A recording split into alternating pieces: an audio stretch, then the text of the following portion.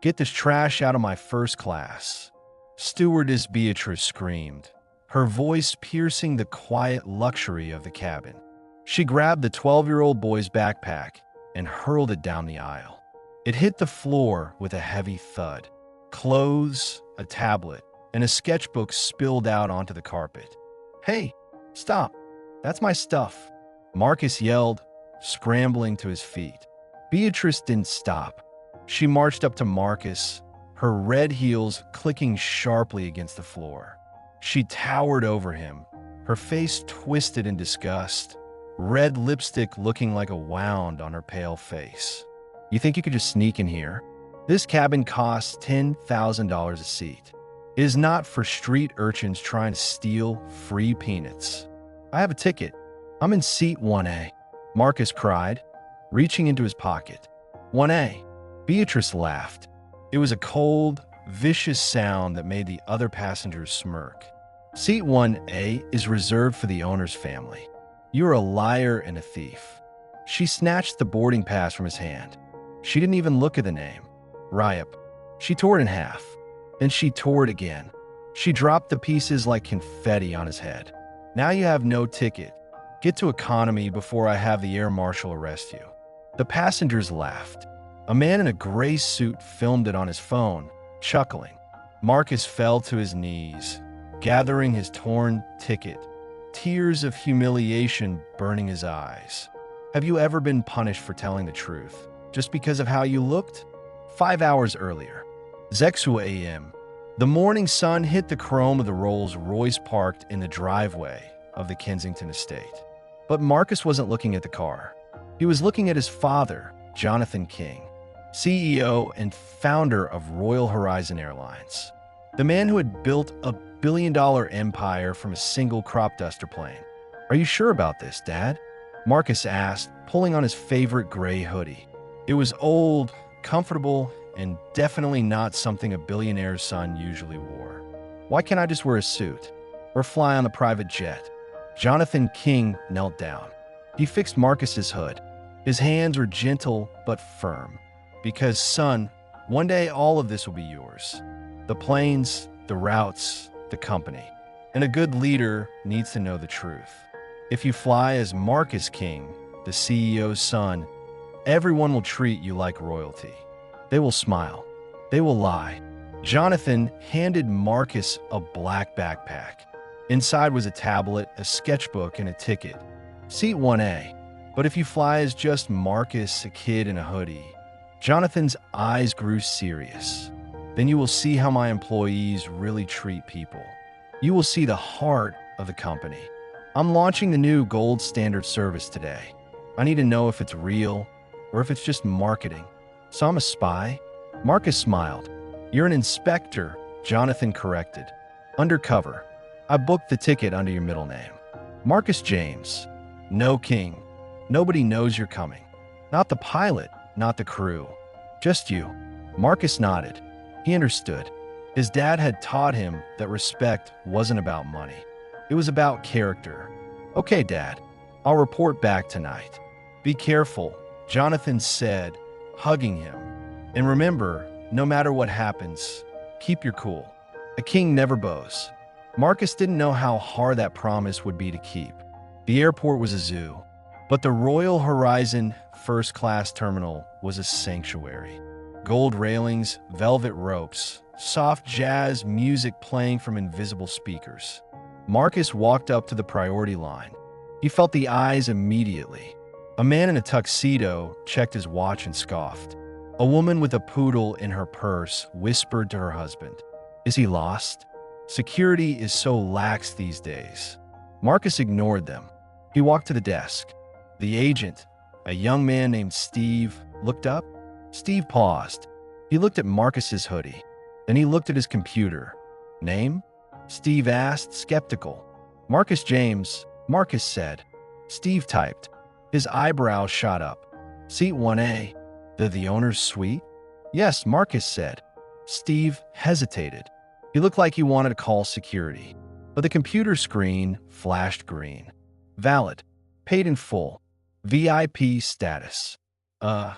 Right this way, Mr. James. Steve handed him the boarding pass, but he didn't smile. He just pointed toward the security gate. Enjoy your flight. Marcus smiled. Step 1 complete. He walked through security, head high, backpack tight on his shoulders. He was doing this for his dad. He was doing this for the company. Marcus walked down the jet bridge. He stepped onto the plane. The first-class cabin of Royal Horizon was legendary. It wasn't just seats. It was individual pods with sliding doors, lie-flat beds, and 24-karat gold trim. At the door stood Beatrice, the head stewardess. She had been with the airline for 10 years. She was efficient, pristine, and notoriously mean to anyone who didn't tip. She was smiling at a man in an Italian suit. "Welcome aboard, Mr. Sterling. Champagne before takeoff?" "Delightful, Beatrice," Mr. Sterling purred. Then Marcus stepped on. Beatrice's smile vanished. It didn't just fade, it snapped off like a light switch. She blocked the aisle with her arm. "Hold it," she snapped. "Wrong turn, kid. Economy is past the galley, row 40 to 60. Keep moving." "I'm not in economy," Marcus said politely. "I'm in first." "First?" Beatrice let out a short, sharp laugh. "This isn't a school bus. First-class tickets cost more than your parents' house. Let me see your boarding pass." Marcus held it out. Beatrice snatched it. She stared at it. "Marcus James, seat 1A. She looked at the ticket. She looked at Marcus. Her brain couldn't compute it. A black kid in a hoodie? In the owner's suite? "Where did you steal this?" She hissed. "I didn't steal it," Marcus said, remembering his father's words. "Keep your cool. My father bought it for me." "Your father?" She looked him up and down. "What does he do? Sell drugs?" "Because that's the only way people like you get seats like this." The insult stung. Marcus wanted to scream. "My father signs your paychecks." But he couldn't. He was undercover. "He's a businessman," Marcus said quietly. "Can I go to my seat?" Beatrice narrowed her eyes. She clearly didn't believe him, but she couldn't prove it was fake yet. "Fine," she spat. "Seat 1A. Don't touch anything. Don't ask for anything. And if I hear one peep out of you, I'm moving you to the cargo hold." She stepped aside. Marcus walked past her. He felt her eyes burning a hole in his back. He found a seat. 1A. It was a double suite, massive and private. He sat down. The leather was soft as a cloud. He pulled out his tablet to take notes. "Staff rude. Check-in, okay. Cabin cleanliness, 10 out of 10. Discrimination, 100/10. Across the aisle in seat 1B sat Mr. Sterling, the man Beatrice had greeted so warmly. He was a silver-haired man in a gray bespoke suit, looking like he owned the world. He was sipping champagne and glaring at Marcus. He pressed the call button. Ding. Beatrice appeared instantly. "Yes, Mr. Sterling? More champagne?" "No, Beatrice," Sterling said loudly. "I want to know why there is an unattended minor in this cabin. It makes me uncomfortable. Is he safe? I have sensitive documents in my briefcase. I don't want to wake up and find my wallet gone." Beatrice nodded sympathetically. "I understand completely, sir. It is irregular. I tried to stop him." "Well, try harder," Sterling snapped. "I paid for exclusivity, not a daycare for the inner city." Beatrice turned to Marcus. She marched over. "You," she said, "put that tablet away. Electronic devices off." "But we haven't even taken off yet," Marcus said. "And he's using his phone." He pointed at Sterling. "Mr. Sterling is a Diamond member," Beatrice said. "You are a mistake. Put it away. Now." Marcus sighed.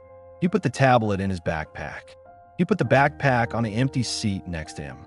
"That seat is for passengers," Beatrice barked. "Your bag goes on the floor. Or better yet, in the overhead bin where I don't have to look at it." "It's filthy." "It's not filthy," Marcus said. "It's vintage leather." "It's trash," Beatrice said. She reached over. She didn't ask. She grabbed the backpack straps. "Hey!" Marcus stood up. "Sit down," Beatrice yelled. And That was the moment everything went wrong. "I've had enough of your attitude," Beatrice screamed. She lost her professional mask entirely. She grabbed Marcus by the arm. Her fingernails dug into his hoodie. "You are disturbing the peace. You are harassing my VIP passengers. I am removing you. You can't do that," Marcus yelled, trying to pull away. "I paid for this seat. You stole this seat," Beatrice yelled back. She dragged him into the aisle. Marcus stumbled. His sneaker caught on the carpet. She grabbed his backpack with her other hand and whoosh. She threw it. It sailed down the aisle of first class, past the curtain, and landed in the galley. Crack! The sound of a tablet screen shattering echoed through the plane. "My tablet!" Marcus cried. All his notes, his drawings, his report for his dad. "Get out!" Beatrice pointed a manicured finger at the curtain separating first from economy. "Get back there with the rest of the cattle. If I see your face in this cabin again, I will have the pilot make an emergency landing and dump you on the tarmac." Marcus looked around. He looked at Mr. Sterling, who was chuckling and sipping his drink. He looked at the other passengers, a lady in pearls, a businessman in a headset. Nobody moved. Nobody said a word. They just watched the problem being removed. Tears hot and angry welled in Marcus's eyes. He wasn't crying because he was sad. He was crying because he was furious. He was the owner's son. He could fire them all. But right now, he was just a kid being bullied by an adult. He walked to the galley. He picked up his backpack. The screen of his tablet was shattered. Spiderwebs of glass. He looked back at Beatrice. She was smoothing her skirt, smiling at Mr. Sterling. "So sorry about the disturbance, sir. The riffraff is gone." Marcus walked through the curtain into economy. The vibe was different here. It was crowded. It was loud. A baby was crying. He found an empty jump seat near the bathroom and sat down. He hugged his broken backpack. He took out his phone. His hands were shaking. He dialed a number. It rang once, twice. "Hello, Marcus?" It was his father's voice. Deep, warm, safe. "Dad," Marcus whispered, his voice cracking. "Marcus? What's wrong? You sound... Are you okay?" "Dad, they threw me out." "What? Who threw you out? The security?" "No, the stewardess. Beatrice. She tore my ticket. She broke my tablet. She called me a thief. She threw me out of first class because..." Marcus choked back a sob. "Because she said I looked like a drug dealer's kid." On the other end of the line, in the Royal Horizon headquarters, Jonathan King went deadly silent. The kind of silence that happens before a tsunami. "She did what?" Jonathan asked. His voice was low, terrifyingly low. "She's laughing about it, Dad. With a passenger. Mr. Sterling." "Sterling." Jonathan repeated the name. "I know him. He's a silver tier investor. He thinks he's important."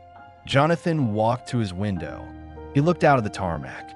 "Marcus, listen to me. Where's the plane now? We're taxiing. We're about to take off." "No," Jonathan said. "You are not." Jonathan pressed a red button on his desk phone. "Give me the control tower. Priority Alpha. Then give me the chief pilot on Flight 808.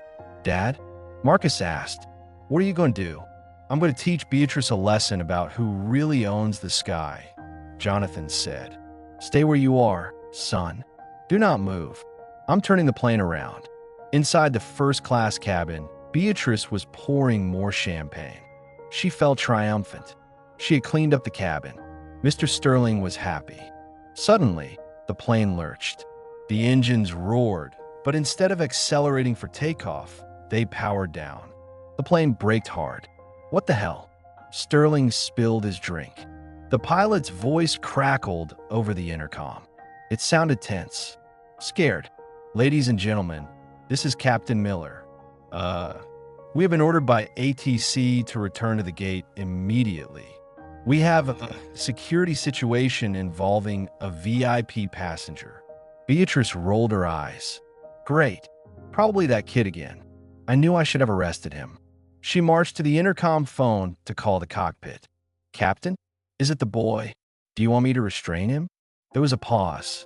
Beatrice, the captain said, his voice shaking. No, it's not the boy. It's the owner, Mr. King. He's on the line. He says someone assaulted his son on this aircraft. Beatrice's blood turned to ice. His son? Yes, Marcus King. He's on board. Beatrice, Mr. King says the person who assaulted him is you. The phone slipped from Beatrice's hand. It dangled by the cord, swinging back and forth. She looked at the curtain to economy, the curtain she had thrown the boy through. Slowly, the curtain parted. Marcus stepped back into first class. He wasn't crying anymore. He held his phone up. On the screen, facing outward, was the face of Jonathan King, and he was looking right at Beatrice. Beatrice stared at the phone screen in Marcus's hand. The blood drained from her face so fast she looked like a ghost. On that small screen was the face of Jonathan King, the founder, the CEO, the man whose signature was on the bottom of every paycheck she had ever cashed. His eyes were burning with a rage that transcended the digital connection. Beatrice's hands started to shake. She reached out, almost involuntarily, as if she could cover the screen and make the problem disappear. Mr. King? She whispered, her voice cracking into a squeak. I didn't know. I swear I didn't know. Jonathan King's voice boomed from the phone speaker, loud enough for the entire first-class cabin to hear. You didn't know? You didn't know that assaulting a passenger is a federal crime? Or did you just not know he was my son? Beatrice swallowed hard, her throat clicking dryly. Sir, he looked like... She stopped herself. She couldn't say it. She couldn't say he looked poor to the black billionaire on the screen. She looked around for help. Mr. Sterling, the man she had been trying so hard to impress, suddenly found his shoes very interesting. He looked away, sipping his champagne, pretending he was invisible. The plane jolted as it connected back to the jet bridge. The fasten seatbelt sign binged off, but nobody moved. The air in the cabin was thick, heavy with impending doom. The captain's voice came over the intercom again, shaking. Cabin crew, disarm doors and cross-check. Immediately, Beatrice stood frozen. She knew what was coming. She could hear heavy footsteps running down the jet bridge. Thud, thud, thud. It sounded like an army. The main cabin door flew open. It wasn't the ground crew. It wasn't the police. It was Jonathan King himself.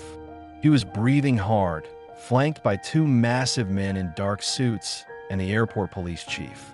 He stepped on the plane, and the space seemed to shrink.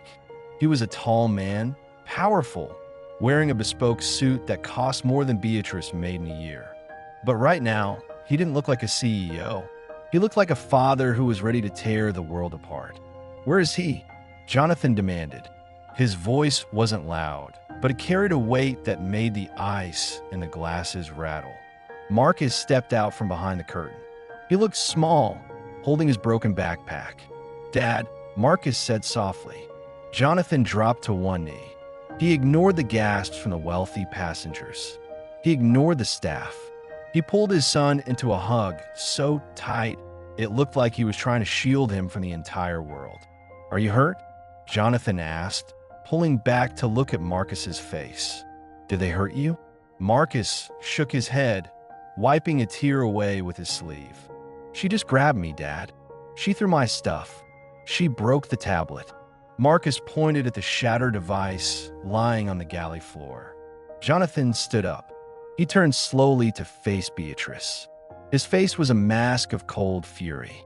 Beatrice was trembling so hard her teeth chattered. Sir, please, let me explain, she pleaded, holding her hands up. He was wearing a hoodie. He looked suspicious. We have strict protocols about. Jonathan cut her off with a single step forward. Protocols? You want to talk about protocols? Jonathan reached into his pocket and pulled out his phone. He tapped the screen and held it up. It was a live feed from the cabin security camera. Everyone watched in silence as the footage played. They saw Beatrice screaming. They saw her grabbing a 12-year-old boy. They saw her throwing a backpack like it was garbage. They saw the hate on her face. "That is not protocol," Jonathan said, his voice deadly calm. "That is assault. That is discrimination. And that is the end of your career." Beatrice started to cry. Ugly, panicked tears. "But I've been here 10 years. I'm the head stewardess. You can't just fire me over a misunderstanding." Jonathan laughed. It was a dry, humorless sound. "A misunderstanding is spilling coffee. What you did was strip a child of his dignity because you didn't like his clothes. You judged him. You shamed him. And you did in my house." He pointed to the door. "Get off my plane." Beatrice stared at the phone screen in Marcus's hand. The blood drained from her face so fast she looked like a ghost. On that small screen was the face of Jonathan King, the founder, the CEO, the man whose signature was on the bottom of every paycheck she had ever cashed. His eyes were burning with a rage that transcended the digital connection. Beatrice's hands started to shake. She reached out, almost involuntarily, as if she could cover the screen and make the problem disappear. "Mr. King?" she whispered, her voice cracking into a squeak. "I didn't know. I swear I didn't know." Jonathan King's voice boomed from the phone speaker, loud enough for the entire first-class cabin to hear. "You didn't know? You didn't know that assaulting a passenger is a federal crime? Or did you just not know he was my son?" Beatrice swallowed hard, her throat clicking dryly. "Sir, he looked like..." She stopped herself. She couldn't say it. She couldn't say he looked poor to the black billionaire on the screen. She looked around for help.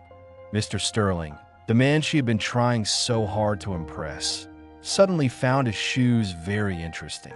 He looked away, sipping his champagne, pretending he was invisible. The plane jolted as it connected back to the jet bridge.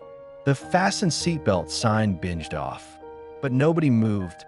The air in the cabin was thick, heavy with impending doom. The captain's voice came over the intercom again, shaking. "Cabin crew, disarm doors and cross-check." Immediately, Beatrice stood frozen. She knew what was coming. She could hear heavy footsteps running down the jet bridge. Thud, thud, thud. It sounded like an army. The main cabin door flew open.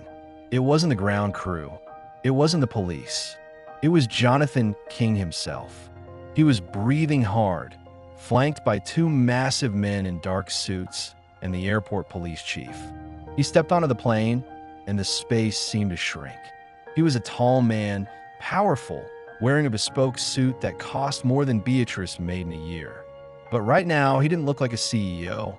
He looked like a father who was ready to tear the world apart. "Where is he?" Jonathan demanded. His voice wasn't loud, but it carried a weight that made the ice in the glasses rattle. Marcus stepped out from behind the curtain. He looked small, holding his broken backpack. "Dad," Marcus said softly. Jonathan dropped to one knee. He ignored the gasps from the wealthy passengers. He ignored the staff. He pulled his son into a hug so tight it looked like he was trying to shield him from the entire world. "Are you hurt?" Jonathan asked, pulling back to look at Marcus's face. "Did they hurt you?" Marcus shook his head, wiping a tear away with his sleeve. "She just grabbed me, Dad. She threw my stuff. She broke the tablet." Marcus pointed at the shattered device lying on the galley floor. Jonathan stood up. He turned slowly to face Beatrice. His face was a mask of cold fury. Beatrice was trembling so hard her teeth chattered. "Sir, please, let me explain," she pleaded, holding her hands up. He was wearing a hoodie. He looked suspicious. "We have strict protocols about." Jonathan cut her off with a single step forward. "Protocols? You want to talk about protocols?" Jonathan reached into his pocket and pulled out his phone. He tapped the screen and held it up. It was a live feed from the cabin security camera. Everyone watched in silence as the footage played. They saw Beatrice screaming. They saw her grabbing a 12-year-old boy. They saw her throwing a backpack like it was garbage. They saw the hate on her face. "That is not protocol," Jonathan said, his voice deadly calm. "That is assault. That is discrimination. And that is the end of your career." Beatrice started to cry. Ugly, panicked tears. "But I've been here 10 years. I'm the head stewardess. You can't just fire me over a misunderstanding." Jonathan laughed. It was a dry, humorless sound. "A misunderstanding is spilling coffee. What you did was strip a child of his dignity because you didn't like his clothes. You judged him. You shamed him. And you did it in my house." He pointed to the door. "Get off my plane." Beatrice didn't move. She looked at Mr. Sterling again, desperate for an ally. "Mr. Sterling, tell him the boy was disrupting the cabin. You were uncomfortable. Tell him." Mr. Sterling cleared his throat. He set his glass down. "Now look here," he said, trying to summon some of his usual arrogance. "The woman was just doing her job. The boy does look out of place. This is first class, after all. We pay for a certain caliber of environment." Jonathan turned his gaze to Sterling. It was like a lion looking at a gazelle. "And who are you?" Jonathan asked. "I am Arthur Sterling," Sterling said, puffing out his chest. "I own Sterling Imports. I am a platinum medallion flyer. I spend $50,000 a year with this airline. I demand you treat your staff with respect." Jonathan walked over to Sterling's seat. He leaned down, placing his hands on the armrests, trapping Sterling in the expensive leather chair. $50,000, Jonathan repeated. "That's a lot of money. But do you know how much this airline is worth, Arthur?" Sterling blinked, leaned back. "I will." Jonathan answered for him. $40 billion. Your 50,000 is a rounding error. It's less than we spend on peanuts. Jonathan stood up and straightened his jacket. "You think your money gives you the right to watch a child be abused and laugh about it? I saw the video, Arthur. I saw you smiling while she dragged my son." Sterling's face turned red. "I didn't know who he was. If I had known he was a king." Jonathan slammed his hand onto the overhead bin. "That is the problem," Jonathan shouted, making everyone jump. "You shouldn't need to know his last name to treat him like a human being. If he was a janitor's son, did he deserve to be thrown like trash? If he was nobody, did he deserve your laughter?" Jonathan turned to the police chief. "Chief, I want to press charges against the flight attendant for assault and destruction of property. And I want this man removed from the aircraft." Sterling sputtered. "Removed? You can't remove me. I have a meeting in London. I have rights." Jonathan smiled, cold and sharp. "You have the right to fly another airline. As of this moment, you are banned for life from Royal Horizon. Your miles are voided. Your status is revoked. Security, escort him off." 2 officers moved in. Sterling stood up, indignant, straightening his tie.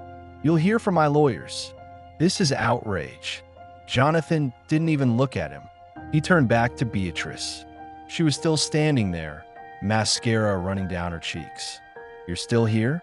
Jonathan asked. "Give me your badge." Beatrice's shaking hands went to her uniform. She unpinned the gold wings she had worn proudly for a decade. She handed them to Jonathan. Her hands brushed his, and she flinched. "Take your things," Jonathan said quietly, "and go. You will never work in aviation again. I will make sure every airline knows exactly why you were fired." Beatrice grabbed her purse. She walked down the aisle, the walk of shame. The same aisle she had dragged Marcus down 10 minutes ago. She passed the economy section, where passengers were craning their necks to see the drama. She walked off the plane, into the terminal, and out of the life she thought she owned. The cabin was silent. The remaining passengers in first class were terrified. They stared at their laps, afraid to breathe. Jonathan turned to them. "I apologize for the delay," he said, his voice returning to a professional tone. "We will be deboarding the aircraft. This crew is being replaced. A new plane is being prepared. You will all receive full refunds for your tickets today." He looked at the passengers who had laughed. I hope On your next flight, you'll think twice before judging a fellow traveler. Jonathan put his arm around Marcus. Come on, son. Let's go home. We have work to do. Marcus looked up at his dad. But Dad, what about the inspection? I didn't finish the report. Jonathan looked at the broken tablet in Marcus's hand. You finished it, Marcus. You showed me exactly what I needed to see. You showed me the rot in my own company. They walked off the plane together. As they walked up the jet bridge, Marcus stopped. Dad? He asked. Jonathan paused. Yeah? Marcus looked back at the plane. That lady, Beatrice, she was really mean. But she looked really scared at the end. Jonathan sighed. He knelt down again. Fear is what bullies feel when they lose power. Marcus. She wasn't scared of what she did. She was scared of the consequences. Never confuse the two. They walked into the terminal. People were staring. The news had already started to spread. Someone had live-streamed the police cars on the tarmac. Whispers followed them. Is that him? Is that the owner? Marcus kept his head high. He wasn't the kid in the hoodie anymore. He was Marcus King. But the story wasn't over. Beatrice wasn't just going to disappear. And Mr. Sterling wasn't the type of man to take a public humiliation lying down. Later that evening, in a penthouse apartment downtown, Arthur Sterling was pacing. He held a glass of scotch, his knuckles white. He was on the phone with his lawyer. I don't care what it costs. He shouted. He humiliated me. He kicked me off a plane in front of peasants. I want to sue him. I want to sue the airline. I want to destroy that arrogant. He stopped. He listened to the lawyer. What do you mean the video is viral? Sterling walked to his computer. He opened social media. There it was. The security footage Jonathan had shown. But it wasn't just the footage. Someone had leaked the audio from the cockpit. The captain saying, "It's the owner's son." The comments were brutal. Look at that rich snob laughing. Boycott Sterling imports. Disgusting behavior. Sterling smashed his glass against the wall. This wasn't over. If Jonathan King wanted a war, he would get one. Sterling picked up his phone again. Beatrice? He said when she answered. Stop crying and listen to me. You want her job back? You want revenge? I have a plan. Meet me in an hour. Back at the King estate, Marcus was sitting in the kitchen. His mom, Sarah, was putting a bandage on a small scratch on his arm where Beatrice had grabbed him. She was furious. I should go down there myself, she muttered. Nobody touches my baby. Jonathan sat at the table, looking at a tablet. He looked tired. It's worse than I thought. Sarah, he said. I've been reading the internal reports. Beatrice was an anomaly. We have complaints. Dozens of them. Against her, against other staff. Complaints from people who didn't look the part. They were all buried. Buried by who? Marcus asked, eating his sandwich. Jonathan looked at his son. By the VP of Customer Relations. A man named David Thorne. He's been dismissing complaints from minority passengers for years, calling them unverified. Jonathan stood up. He walked to the window, looking out the night sky. I built this company to connect people, he said softly, not to divide them. Tomorrow, we're not just firing Beatrice. We're cleaning house. Marcus watched his dad. He saw the weight on his shoulders. Dad? Marcus said. Jonathan turned. Can I help? Marcus asked. I saw it. I was there. Maybe I can help fix it? Jonathan smiled. A proud, genuine smile. He walked over and ruffled Marcus's hair. You already are, son. Tomorrow morning, you're coming to the office with me. Not as a spy this time. As a consultant. We're going to have a meeting with Mr. Thorne. And I want you to tell him exactly what it feels like to be thrown away. The next morning, the Royal Horizon headquarters was buzzing. Rumors were flying. Beatrice fired. Sterling banned. The CEO on a warpath. In an executive boardroom on the top floor, David Thorne sat nervously. He was a slippery man, always smiling, always dodging. He checked his watch. The doors opened. Jonathan King walked in. He didn't sit. He stood at the head of the table. And next to him, Wearing a fresh blazer over his hoodie, sat Marcus. "Gentlemen," Jonathan said to the room of executives. "Meet your new auditor." Thorne chuckled nervously. The boy? Jonathan didn't smile. "The boy who uncovered in one flight what you failed to see in 5 years." Marcus opened a new notebook. He looked at Thorne. "Mr. Thorne," Marcus said, his voice steady, "why did you delete the complaint from Mrs. Johnson last month? She said a gate agent ripped her bag and called her a racial slur." Thorne sweated. That was hearsay. No proof. "There was video," Marcus said. "I found it in the server archives this morning. Dad gave me the password. You deleted the video. Why?" The room went silent. Thorne looked at Jonathan. Jonathan crossed his arms. "Answer him, David. Answer the boy." Thorne loosened his tie. "Look, we have to protect the brand. If these videos get out..." "The brand?" Jonathan interrupted. "The brand is trust. You destroyed the evidence to protect racists, not the brand. You're fired, David," Jonathan said, "and you're being investigated for corporate negligence. Get out." Thorne stood up, gathering his papers. "You're making a mistake, Jonathan. You're letting a child run the company. This will tank the stock. It's business. It's not personal." "It is personal," Jonathan said, leaning forward. "It's personal to every customer you silenced." Thorne stormed out. Marcus looked at his dad. That felt intense. "It's necessary," Jonathan said, "but we're not done. Sterling is organizing a boycott. He's rallying other wealthy investors. They say I'm alienating the premium customer base. They're threatening to pull contracts." Marcus looked at the TV screen on the wall. "Breaking news. Billionaire Arthur Sterling sues Royal Horizon for $100 million. Claims defamation and discrimination against wealthy passengers." Jonathan sighed. "You want to fight?" Marcus looked at the screen. He saw Sterling's face. He saw the lie in his eyes. "Dad," Marcus said, "he's lying. He said he didn't know who I was." "But look," Marcus zoomed in on a freeze frame of the security video on his tablet. "Look at his hand." Jonathan looked. In the video, Sterling was holding his phone. He wasn't just recording. He was texting. Who was he texting? Jonathan asked. Marcus tapped the screen. "Can we find out?" Jonathan picked up the office phone. "Give me IT forensics.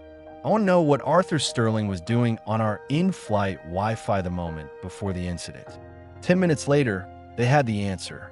A text message sent from Sterling's phone at 6:45 a.m., just before Marcus boarded. The text was to Beatrice. It read, "The boss's kid might be trying to stunt today. Little black kid, gray hoodie. If you see him, teach him a lesson. Make sure he knows he doesn't belong. I'll cover you." Jonathan stared at the message. His hands shook with rage. It wasn't an accident. It wasn't a misunderstanding. It was a setup. Sterling knew. He wanted to humiliate Marcus to hurt Jonathan. He wanted to show that even the owner's son wasn't safe from their prejudice. "This changes everything," Jonathan whispered. "This isn't just discrimination. This is a conspiracy." He looked at Marcus. "Son, are you ready to go on TV?" Marcus took a deep breath. He thought about the shame he felt in the aisle. He thought about the laughter. He looked at his dad. "I'm ready." That night, the biggest news show in the country had an exclusive. Jonathan King and Marcus King sat opposite the anchor. The world was watching.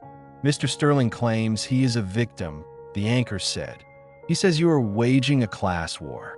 Jonathan looked into the camera. "Arthur Sterling is not a victim. He is a predator, and I have the proof." Jonathan held up the printout of the text message. The world gasped. At that moment, in his penthouse, Sterling watched his scheme unravel. His phone started ringing. It wasn't his lawyer. It was his own board of directors. It was his investors. It was the end. But for Marcus, it was just the beginning. He looked at the camera. "I learned something today," Marcus said. "Money doesn't make you important. Kindness does.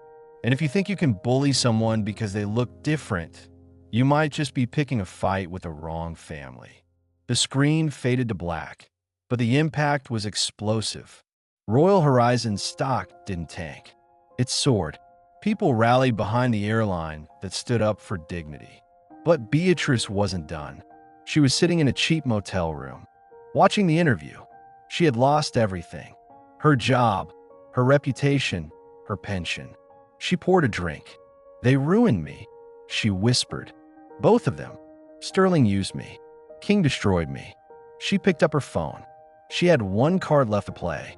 A secret she had learned about the airline's safety protocols. A secret that could ground the entire fleet. She dialed a number. Not a lawyer. A journalist. "I have a story," she said, her voice slurring. "A story that will make the Kings wish they never met me." The journalist sat across from Beatrice in the dim motel room. His name was Greg, a tabloid reporter known for destroying reputations. Beatrice slid a folder across the sticky table. Her hands were shaking, not from fear, but from adrenaline. Inside these files, she whispered, is proof that Royal Horizon ignores safety checks. They skip maintenance to save money. That's how Jonathan King affords his mansions and his son's entitlement. Greg opened the folder. He saw logs, emails, memos. They looked real. They were terrifying. "If this gets out," Greg said, a smile spreading across his face, "the FAA will ground their entire fleet by morning. The stock will go to zero. The Kings will be bankrupt." Beatrice poured herself another drink. "That's the point," she said. "Burn it all down." The next morning, the headline wasn't about racism or discrimination. It was about fear. Death trap in the sky. Whistleblower exposes Royal Horizon safety negligence. The story exploded. News channels ran breaking alerts. The airline's stock plummeted 30% in an hour. At the King estate, the phone lines were jammed. Investors were pulling out. The FAA announced an immediate emergency audit. Jonathan King sat in his office, head in his hands. "This is it," he said to Marcus. "We can survive a PR scandal. We can't survive a safety grounding. If the plane stopped flying for even a week, we're finished." Marcus looked at the news report. He saw the documents flashed on the screen. Blurry screenshots of maintenance logs. "Wait," Marcus said. He leaned closer to the TV. "Dad, pause that." Jonathan grabbed the remote. He froze the image. Marcus pointed at the document. "Look at the date," Marcus said. "And look at the signature at the bottom." Jonathan squinted. The date was from 2 years ago. And the signature, Jonathan's eyes went wide. The signature was David Thorne, the VP he had just fired. "These aren't current logs," Jonathan realized. "These are the rejected proposals Thorne tried to push through to save money. I rejected these. I fired the maintenance crew that suggested them." Beatrice is presenting old, rejected plans as current policy. Marcus grabbed his dad's arm. "We have to prove it. We have to show the real logs." Jonathan nodded. He hit the intercom. "Get the legal team and get the hangar foreman. We're going to the airport." But it wasn't going to be that easy. The press was camped outside the gates. They were calling Jonathan a murderer in waiting. They were calling Marcus a spoiled brat whose luxury came at the cost of passenger safety. Arthur Sterling watched from his penthouse, laughing. He was drinking expensive scotch again, celebrating early. He had funded Beatrice. He had paid Greg, the reporter. He had orchestrated the takedown. "You want to ban me?" He shouted at the TV screen, showing Jonathan's face. "I'll buy your bankrupt airline for pennies and fire you myself." He typed a text to Beatrice. "Phase 2. Go on TV. Cry. Say you were fired for trying to report safety issues, not for the boy." It was the perfect lie. It turned the villain into the victim. Beatrice went on the biggest talk show in the country that afternoon. She wore a modest dress. No muck-up. She looked exhausted and sympathetic. "I was just trying to keep passengers safe," she sobbed to the host. "When I saw the CEO's son acting recklessly, I thought he was a security threat. And when I tried to report the maintenance issues, Mr. King fired me." He used the discrimination accusation to cover up the safety violations. The audience gasped. They believed her. The narrative flipped instantly. Now Marcus wasn't the victim. He was the cover-up. Marcus watched the interview from the conference room at the airport hangar. He felt sick. How could she lie like that? He asked, how could people believe her? Jonathan looked out at the fleet of grounded planes. Because fear sells, son, and the truth is boring. But we're going to make the truth loud. Jonathan turned to his team. We're doing a live inspection.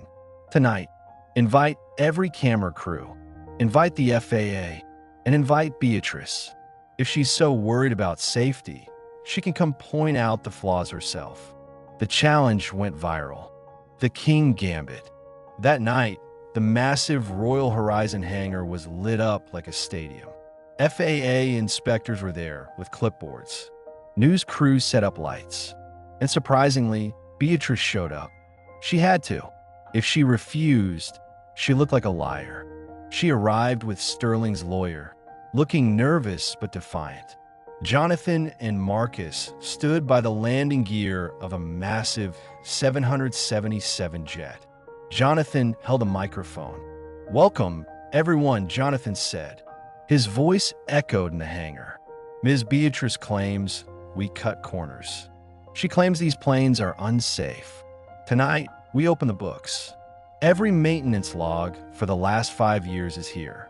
He pointed to stacks of boxes. And every mechanic is here to testify. But first, I have a question for Ms. Beatrice. Jonathan walked over to her. The camera zoomed in.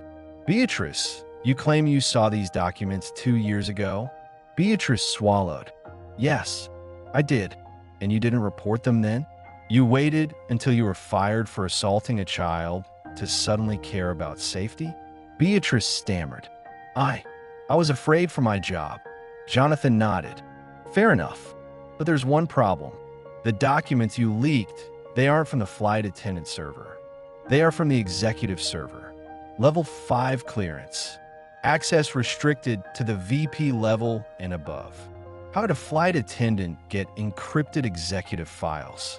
Beatrice froze. She looked at her lawyer. The lawyer stepped in. "My client protects her sources." Jonathan smiled. It was a wolfish smile. "We traced the download," Jonathan said. He motioned to a screen behind him. The screen lit up. It showed a digital log. The files were downloaded 3 days ago from an IP address registered to. Jonathan paused for effect. "Sterling Imports." The crowd murmured. The cameras swung to Beatrice. "You didn't find these files," Jonathan said. "Arthur Sterling gave them to you. He stole them from David Thorne, the man I fired for negligence. You are peddling rejected safety plans as real ones to crash my stock because your ego was bruised." Beatrice started to hyperventilate. "No, that's not. Sterling told me." She covered her mouth. She had said his name. The silence in the hangar was absolute. Then a slow clap started. It was Marcus. He walked up to Beatrice. He held out a tissue. "You're being used," Marcus said gently. "Mr. Sterling doesn't care about you. He doesn't care about safety. He just hates that my dad beat him. Tell the truth." Beatrice looked at the boy she had tormented. She looked at the tissue. She broke. "He paid me," she sobbed, collapsing onto the hangar floor. "He paid me $50,000. He said he would give me my job back if I destroyed you. He gave me the files. He wrote the script for the interview. It was all him." Flashbulbs erupted like lightning. The FAA inspector stepped forward to the mic. "We have reviewed the logs," he announced. "Royal Horizon exceeds all safety standards. The documents in question were indeed rejected proposals. This airline is safe." Police sirens wailed in the distance, but they weren't coming for Jonathan. They were heading downtown. In his penthouse, Arthur Sterling was packing a bag. He had watched the broadcast. He knew it was over. He ran to the elevator. He pushed the button for the garage. The doors opened, but it wasn't his garage. The police had overridden the controls. The elevator opened into the lobby, where the FBI was waiting. Arthur Sterling, you are under arrest for corporate espionage, conspiracy, and fraud. Sterling dropped his bag. He didn't scream this time. He just slumped, defeated by a boy in a hoodie and a father who refused to bow. 2 weeks later, the airport was busy again. Royal Horizon stock was at an all-time high. The gold standard service launched. With a new rule, every employee, from the janitor to the pilot, had the power to report discrimination. Marcus sat in the terminal, waiting for a flight. He wasn't undercover this time. He wore a blazer and jeans. He was flying to a leadership camp. A new flight attendant walked up to him. She didn't know who he was. "Excuse me, young man," she said with a warm smile. "You look like you were looking for the gate." Marcus smiled back. "Actually, I'm just watching the planes." She nodded. "Well, let me know if you need anything. We're happy to have you flying with us." She walked away. "No judgment. No isner. Just kindness." Marcus took out his new tablet. He opened his report. "Staff, excellent. Atmosphere, welcoming." He sent the report to his dad. Jonathan texted back instantly. "Proud of you, son. You cleared the runway for everyone else." Marcus looked out the window as his plane taxied. He saw a kid, maybe 10 years old, pressing his face against the glass of the terminal, watching the jets with wide, dreaming eyes. The kid wore a dirty t-shirt. Marcus waved. The kid waved back, beaming. The narrator's voice returned, soft but powerful. They tried to ground him because of how he looked. They tried to crash him with lies. But Marcus King taught the world a lesson that day. Altitude isn't determined by your clothes or your bank account. It's determined by your attitude. And true leaders don't just fly high. They lift others up with them. Have you ever been judged by a cover you didn't choose? Have you ever had to fight to prove your worth? Share your story in the comments.